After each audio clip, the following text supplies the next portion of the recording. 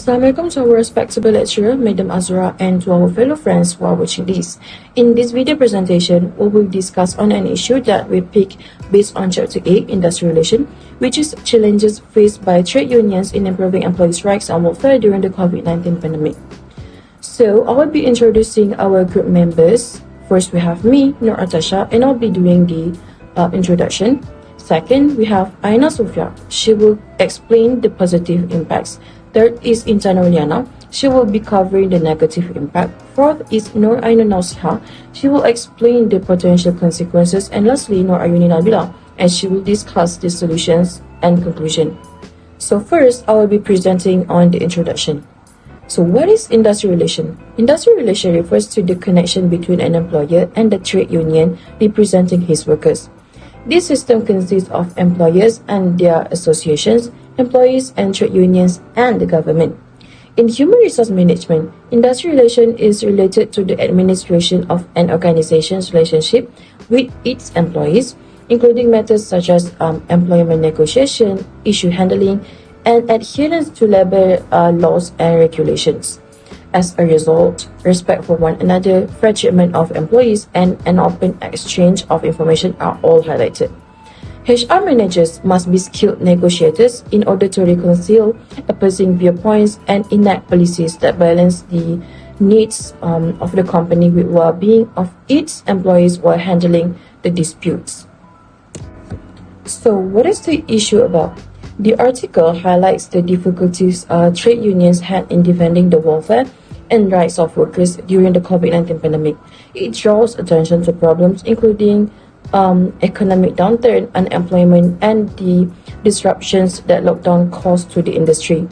Concerns about workplace safety, equitable treatment during layoffs, and collective bargaining for employees' benefits were all areas which trade unions were crucial.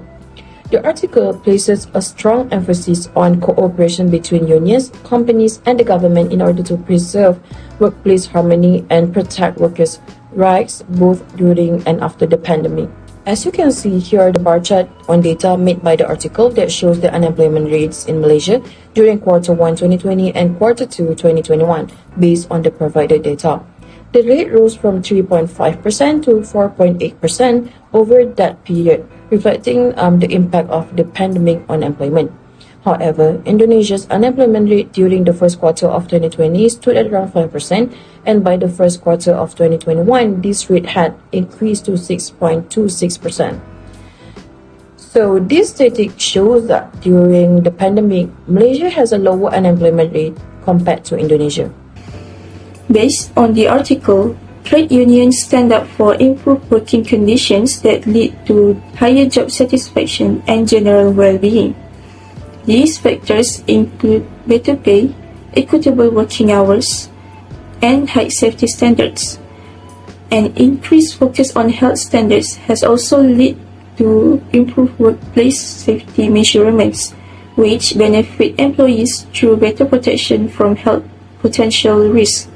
Additionally, trade unions aim to provide job security by establishing protections against unreasonable layoff and terminations, which makes workers feel more secure, especially in situations that are unpredictable like economic crisis.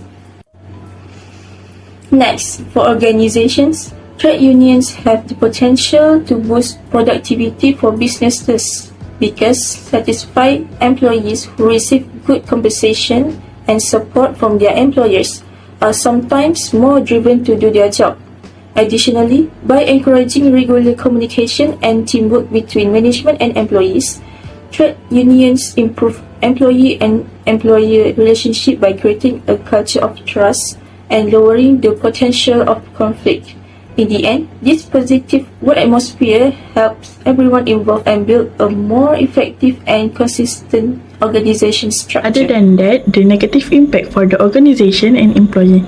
Negative impact for the organization. First, difficulty in the negotiating with trade unions, which is organization had to engage with trade unions regarding employee rights and welfare, which is could complicate negotiation and lead to potential conflicts.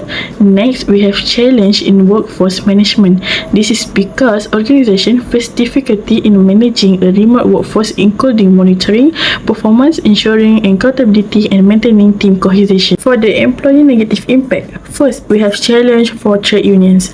Trade unions face difficulty in enhancing the rights and welfare of employees during the pandemic, as they had to navigate the economic recession and the changing workplace dynamics.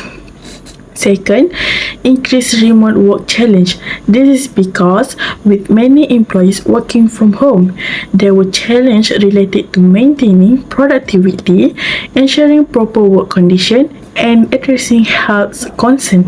Next, on this slide, I want to present about the potential consequences of employee and industrial relation during the COVID-19 pandemic in Malaysia. One of the biggest consequences is employee dissatisfaction. This is because without proper communication, employees may feel disconnected, insecure, and uncertain about their future. And many workers might experience burnout, stress, and anxiety, especially if they feel that their concerns are not being heard or addressed. And according to a report by the Malaysian Institute of Economic Research, about 1.3 million workers lost their job during this period. And consequently, this created anxiety among employees regarding job security and income, and which can negatively impact morale and productivity. Next, there is the risk of increased conflicts between employees and management. During a pandemic, there might be a change in working condition, pay cut, or even layoff. If these decisions are made without proper consultation or transparency, it can lead to mistrust and dispute. Workers may even take legal action or engage in strike, which can damage the company's reputation and further disrupt operation. Another significant consequences is low job satisfaction. If employees feel mistreated or unsupported during a crisis, they are likely to stay loyal. And from the STAR 2020 reports indicated that nearly 40% of employees feel isolated and struggle with work-life balance. Thus, this can lower their motivation. And after the pandemic, businesses may face higher turnover rates, which mean the loss of valuable talent. This not only increases hiring and training costs, but can also weaken the company's ability to recover. That's all from me. I will pass to the next presenter. Solution on the issues on employees and organization. Number one is engaging commitment and engagement. It is ensured that there is periodical dialogue platform where the stakeholders can discuss on ongoing challenges and the solution. Also should form a teams to address specific issues such as health conditions and employee welfare.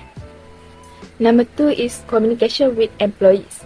They should develop a campaign in order to increase awareness of workers' rights within the framework of working from home and other changes caused by the pandemic. Also should consult with legal advisor to assist if employees facing unfair treatment or job insecurity. Number three is engaging employees. We should negotiate with employers to ensure that it does not lead to job insecurity. And it also encourages organizations to adopt flexible scheduling options or hybrid work models that accommodate employees' needs. In summary, the COVID-19 pandemic has challenged trade unions with economic downturns and negotiation difficulties. Despite positive outcomes like increased productivity, low job satisfaction remains an issue.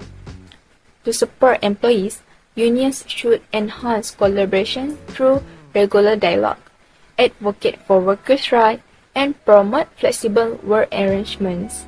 These strategies are essential for navigating the post-pandemic work environment.